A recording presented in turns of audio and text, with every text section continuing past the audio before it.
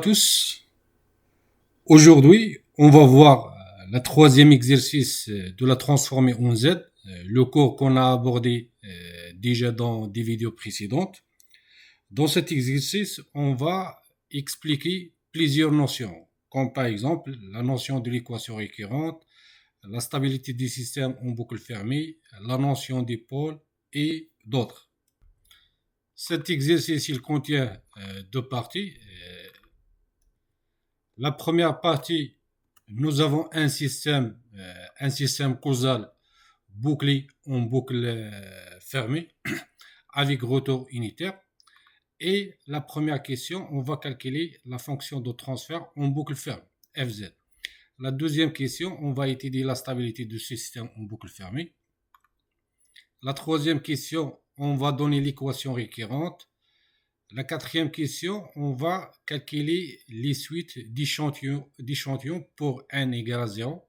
Ça veut dire à l'instant t égale à 0, à l'instant une période d'échantillonnage, à l'instant deux périodes d'échantillonnage, jusqu'à l'instant 6 périodes d'échantillonnage. Si l'entrée est un échelon unitaire et on va représenter graphiquement la sortie YZ.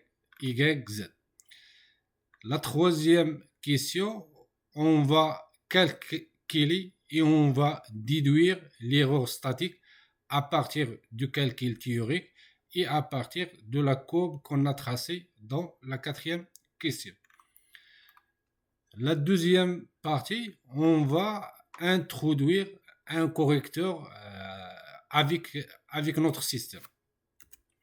Avec le système de la partie 1.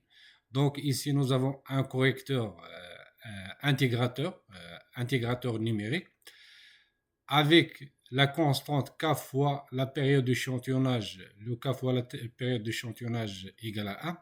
Et on va répondre aux mêmes questions qui sont dans la partie 1. Ça veut dire, la première question, on va calculer la fonction de transfert en boucle fermée. La deuxième question de cette partie, on va étudier la stabilité en boucle fermée. La troisième question, on va chercher l'équation récurrente. La quatrième question, on va calculer la sortie pour les échantillons n égale à 0 jusqu'à 6. Et on va représenter graphiquement la sortie. Et la dernière question, on va calculer et on va déduire, d'après la courbe qu'on a trouvée dans cette question, l'erreur statique. Donc, on va commencer par la première partie. Donc, nous avons un système en boucle fermée avec retour unitaire et Gz égale à 2z divisé par z moins 0,5. La première question, on va calculer la fonction de transfert en boucle fermée de ce système. Nous avons la fonction de transfert en boucle fermée égale à la chaîne directe qui est Gz divisé par 1 plus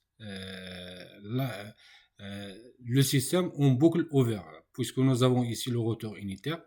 Donc le système en boucle ouverte égale à Gz fois 1. Donc la fonction de transfert en boucle fermée égale à Gz divisé par 1 plus Gz. Ici, on va remplacer Gz par son expression qui est 2z divisé par z moins 0,5. Je vais multiplier en haut et en bas par z moins 0,5. Donc, en haut, je vais avoir 2z. Et en bas, je vais avoir z moins 0,5 plus 2z. 2z plus z égale à 3z. Donc la fonction de transfert en boucle fermée égale à 2z divisé par 3z moins 0,5. La deuxième question, on va étudier la stabilité de ce système en boucle fermée. Avant de répondre à cette question, on va donner la définition de la stabilité d'un système causal. Si nous avons un système causal, ce système il est stable si et seulement si tous les pôles sont à l'intérieur du cercle unité. et le cercle unité sur l'ensemble des points définis par cette relation. Le module de Z égale à 1. Donc, pour démontrer un système causal il est stable ou non, donc on va tracer dans le plan de Z. Le plan de Z, c'est quoi? L'axe des réels ou l'axe des abscisses sont les réels de Z et l'axe des ordonnées sont l'imaginaire de Z. Ça, le plan de Z. Sur ce plan, on va tracer le cercle unité. Le cercle unité, comme on a dit, c'est l'ensemble des points définis par cette équation. Le modèle de Z égale à 1. Après, on va tracer le pôle dans notre système.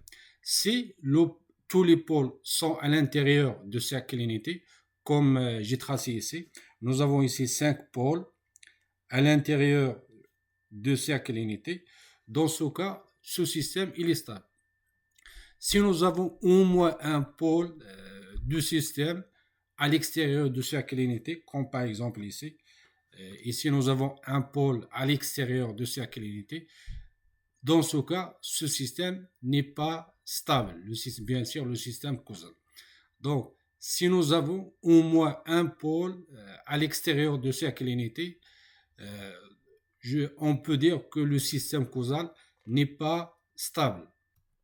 Théoriquement, comment je vais démontrer un système causal il est stable ou non? Donc, si nous avons un système causal défini par une fonction de transfert, fz, puisque fz c'est une fonction de transfert, donc il s'écrit sous cette forme, un polynôme au numérateur divisé par un autre polynôme au dénominateur. Donc, les pôles de ce système sont les solutions de dz égale à 0. Donc, si je veux chercher les pôles de la fonction de transfert, donc je dois résoudre cette équation dz égale à 0. Si par exemple les pôles de ce système ou de cette fonction de transfert sont P1 jusqu'à Pn. Donc, pour démontrer est-ce que les pôles sont à l'intérieur de cercle unité ou non, je dois calculer le module de chaque pôle. Si par exemple nous avons le module de PI, le pôle PI, il est inférieur à 1, dans ce cas, le pôle PI il est à l'intérieur de cercle unité. Sinon, ça veut dire il est supérieur à 1, donc ce pôle il est à l'extérieur de cercle unité. Donc, nous, on va chercher les pôles, on va calculer le module de chaque pôle. Si tous les modules des pôles sont inférieurs à 1, dans ce cas, le système il est stable. Si nous avons au moins un pôle qui est d'un module supérieur à 1, dans ce cas, le système n'est pas stable. Nous, notre fonction de transfert en boucle fermée égale à 2z divisé par 3z moins 0,5. Donc, pour étudier la stabilité de cette fonction de transfert, on va calculer les pôles. Et les pôles sont les solutions de 3z moins 0,5 égale à 0. Donc, nous avons un seul pôle, puisque le polynôme il est de degré 1. Donc, nous avons un seul pôle qui est P1 égale à 0,5 divisé par 3, qui est égal à 0,1667. Donc, ici, nous avons le module de P égal à cette valeur. Cette valeur, il est inférieur à 1. Donc, le système est stable. La troisième question, on va chercher l'équation de récurrence. Ça veut dire l'équation de récurrence, c'est l'équation qui lie la sortie avec les entrées. Nous avons la fonction de transfert, c'est la sortie divisée par l'entrée. Avec la fonction de transfert, c'est 2z divisé par 3z moins 0,5. Donc, pour chercher l'équation récurrente, on va multiplier en haut le numérateur et le dénominateur par z moins l'ordre de système. Nous avons l'ordre de système, c'est 1. Donc, on va multiplier en haut et en bas par z moins 1. Si je vais multiplier en haut par z moins 1, donc en haut, je vais avoir 2. Si je vais multiplier en bas par z moins 1, donc le dénominateur il sera égal à 3 moins 0,5 z moins 1. Donc, nous avons ça fois yz égale à 2 fois xz. Ça fois yz, il va donner 3yz moins 0,5 z moins 1 yz égale à 2xz. Ici, on va utiliser une propriété qui est très intéressante. Cette propriété, il dit que la transformée en z inverse de z moins 1,0, ça veut dire nous avons ici un retard de 1,0 fois la période d'échantillonnage fois la transformée en z mz égale à mn moins 1,0. Donc, je vais appliquer cette propriété sur cette expression. Donc ici, si je fais la transformée en z inverse de cette équation, et puisque la transformée en z inverse, c'est un opérateur qui est linéaire, donc ici, on va voir 3 fois la transformée en z inverse de yz. Donc si je vais appliquer cette propriété, nous avons n0 égale à 0. Donc je vais avoir yn. Moins 0,5, la transformée en z inverse de z moins 1 yz. Donc ici, nous avons n0 égale à 1. Donc je vais avoir moins 0,5 y n moins 1. Et ici, nous avons n0 égale à 0. Donc je vais avoir 2xn. Si je vais isoler yn, donc on va voir yn égale à 0,5 divisé par 3 yn moins 1 plus 2 divisé par 3 xn. Ça, l'équation récurrente dans notre système.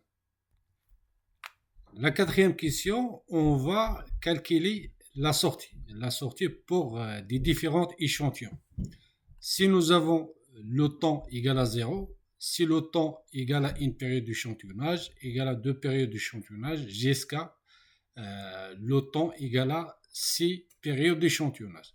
Sachant que l'entrée, c'est un échelon qui est unitaire. Donc, pour calculer la sortie, yn, on va dresser un tableau. La première colonne, il contient le temps. Le temps, comme nous avons ici t égale à 0, t égale à une période d'échantillonnage jusqu'à 6 périodes d'échantillonnage. La deuxième colonne, c'est l'entrée, puisque l'entrée, c'est un échelon unitaire, donc il est toujours égal à 1, quelle que soit la valeur du temps. Donc ici, nous avons 1, toutes les échantillons, l'entrée égale à 1. Ici, nous avons yn-1. Donc, dans cette colonne, on va mettre yn-1 et dans cette colonne, on va calculer yn par cette relation, par la relation de récurrente qu'on a trouvée ici. Donc, pour t égale à 0, on a dit que l'entrée, c'est un échelon unitaire, donc égal à 1. Ici, si on remplace n par 0, nous avons y moins 1. Puisque le système, c'est un système qui est causal, donc les signaux pour des temps négatifs égale à 0. Donc nous avons y moins 1 égale à 0. Si on remplace ici, on remplace xn, x0 par 1 et x moins 1 par 0. Si on fait le calcul, on va trouver que y0 égale à 0,667. Pour t égale à une période d'échantillonnage, l'entrée toujours égale à 1. Et ici, nous avons n égale à 1. Si je remplace ici, j'ai y1 moins 1. Donc j'ai ici y0. Et y0, j'ai déjà calculé y0 ici. Donc je vais affecter cette valeur. Ici. Donc ici, nous avons yn moins 1 et nous avons xn. Je vais remplacer dans cette expression. et je vais trouver y1 égale à 0,1778. De la même façon, si nous avons le n égale à 2, l'entrée égale à 1, je vais affecter cette valeur ici et je vais calculer y2. Et je fais la même chose jusqu'à la dernière valeur de n qui est égale à 6. Et on voit bien que la sortie, il se stabilise dans une valeur fixe qui est égale à 0,8. On va représenter graphiquement la sortie en fonction du temps. Donc, lorsque t égale à 0, nous avons la sortie égale à 0,667. Donc, nous avons ce point. Lorsque t égale à une période d'échantillonnage, dans ce cas, la sortie égale à 0,778. Donc, dans cette position. Lorsque t égale à 2, nous avons la sortie égale à 0,796. Donc, nous avons cette position. Pour t égale à 3, nous avons la sortie ici. Pour t égale à 4 périodes d'échantillonnage égale à 0,8. Pour t égale à 5 périodes d'échantillonnage, la sortie égale à 0,8. Pour t égale à 6 périodes d'échantillonnage, la sortie égale à 0,8. Pour t égale à 7 périodes, 8 périodes, ainsi de suite, toujours la sortie il sera stabilisée dans cette valeur qui est 0,8. La cinquième question, on va déduire et on va calculer l'erreur statique. D'abord, c'est quoi l'erreur statique? L'erreur statique, c'est la valeur qui est ici lorsque le t tend vers plus l'infini. Et la valeur qui est ici, tout simplement, c'est l'entrée. C'est l'entrée lorsque le temps tend vers plus l'infini, moins la sortie lorsque le t tend vers plus l'infini. Donc, d'après les résultats des tableaux ou les résultats de la courbe qu'on a tracée ici, on peut déduire facilement l'erreur statique. Donc, comme on a dit que l'erreur statique égale à l'entrée lorsque t tend vers plus l'infini moins la sortie lorsque t tend vers plus l'infini, nous avons l'entrée, c'est un échelon unitaire. Donc, il a la même valeur de 0 jusqu'à plus l'infini qui est égal à 1. Et la sortie, il se stabilise dans une valeur égale à 0,8 d'après le tableau et d'après la courbe qu'on a tracée ici. Donc, nous avons l'erreur statique égale à 1 moins 0,8 qui est égal à 0,2. Autre méthode pour calculer l'erreur statique, théoriquement, si nous avons l'entrée, c'est un échelon unitaire en O. Donc, dans ce cas, nous avons l'erreur statique égale à la valeur de cet échelon, 1 ou une autre valeur, multipliée par 1 moins f de 1. Donc, f de 1, ça veut dire on va remplacer pour calculer f de 1, on va remplacer z par 1 dans la fonction de transfert. Si on va remplacer z par 1 dans cette fonction de transfert, on va trouver que f de 1 égale à 2 divisé par 3 moins 0,5. Ça veut dire nous avons ici 2 divisé par 2,5. Si on remplace ici, nous avons x infini égale à 1 moins 2,5. Je vais trouver que l'erreur statique égale à 0,2. La deuxième partie de cet exercice, on va introduire un correcteur CZ, un correcteur intégrateur de fonction de transfert égale à 1 divisé par z moins 1 à notre système. Et on va boucler tout avec retour unitaire, on va boucler tout en boucle fermée. La première question, on va calculer la fonction de transfert de ce système bouclé en boucle fermée. comme on a fait pour le calcul de de la fonction de transfert en boucle fermée de la partie 1, donc nous avons ici la fonction de transfert en boucle fermée égale à la chaîne directe qui est CZ fois JZ divisé par 1 plus le système en boucle ouverte. Donc, le système en boucle ouverte, puisque nous avons ici un retour unitaire, donc égal à JZ fois CZ. Si on remplace ici, on va remplacer CZ par 1 divisé par Z moins 1 et on va remplacer JZ par 2Z divisé par Z moins 0,5.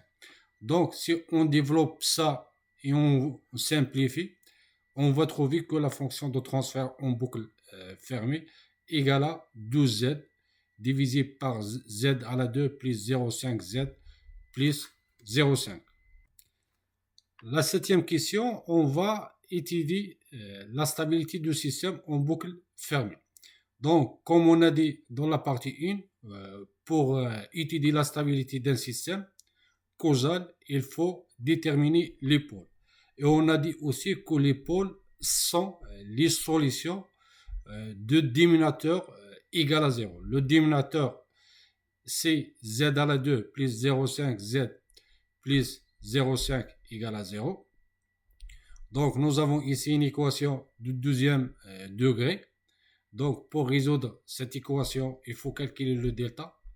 Le delta égale à B à la 2 moins 4AC.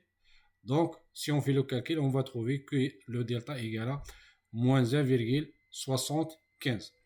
Donc, ici, nous avons deux pôles complexes. Le premier pôle égale à moins B plus G, le racine de moins delta divisé par 2A. Si je fais le calcul, on va trouver que le premier pôle égale à moins 0,25 plus 0,661 fois G. Le deuxième pôle, c'est automatiquement le conjugué de P1. Donc, si je fais le conjugué de cette valeur, je vais, ici nous avons plus, donc le conjugué, il sera ici moins. Donc, P2 égale à moins 0,25 moins 0,661 G. Donc, ici, on a trouvé le pôle. Pour voir est-ce que le système est stable ou non, nous devons vérifier est-ce que ces deux pôles sont à l'intérieur de cercle unité ou non. Pour le faire, il faut calculer le module des pôles. Donc, on va calculer, nous avons le module de P1 égal à le module de P2. Si je fais le calcul, je vais trouver que le module de P1 et P2 égale à 0,7071. Donc, il est inférieur à 1. Donc, les deux pôles sont à l'intérieur du cercle unité, d'où le système il est stable. La huitième question, on va chercher l'équation de récurrence, l'équation récurrente. Donc ici, nous avons la fonction de transfert égale à la sortie divisée par l'entrée égale à 2Z divisé par Z à la 2 plus 0,5Z plus 0,5. Donc, pour chercher l'équation de récurrence, on va multiplier en haut et en bas par Z moins l'ordre du système. Nous avons l'ordre du système C2. Donc, on va multiplier par Z moins 2. Donc, si je vais multiplier le numérateur par Z moins 2, je vais avoir en haut 2 fois Z moins 1. Si je vais multiplier le dénominateur par Z moins 2, donc je vais avoir 1 plus 0,5 Z moins 1 plus 0,5 Z moins 2. Après, nous avons ça fois ça égale à ça fois ça. Donc, si je fais la multiplication de ça fois ça, je vais avoir YZ plus 0,5 Z moins 1 YZ plus 0,5 z moins 2 fois yz égale à ça fois ça qui est 2z moins 1 fois xz. Donc, si je vais appliquer la propriété qu'on a appliquée dans la partie 1, donc si je fais la transformer en z inverse de cette équation, la transformer en z inverse de ça, il va donner yn, moins 0,5 fois la transformer en z de cette expression, qui va donner yn moins 1, plus la transformer, plus 0,5 fois la transformer en z de cette expression, qui va donner yn moins 2, égale à 2 fois la transformer en z inverse de cette expression, qui est x moins 1. Si on isole yn, je vais trouver l'équation récurrente qu'on cherche. Donc, nous avons yn égale à, je vais déplacer tout ça ici. Donc, je vais avoir moins 0,5 yn moins 1, moins 0,5 yn moins 2, plus 2xn moins 1. La 9e question, on va calculer la sortie pour les différentes n de 0 à 6. Sachant que toujours l'entrée, c'est un échelon qui est unitaire. Donc, de la même façon, on va dresser un tableau. Ce tableau, il contient 5 colonnes. Donc, la première colonne, nous avons le temps, les échantillons. Donc, nous avons t égale à 0, une période d'échantillonnage, jusqu'à 6 périodes d'échantillonnage. La deuxième colonne, nous avons l'entrée, xn-1. La troisième colonne, nous avons yn-2. La quatrième colonne, nous avons yn-1.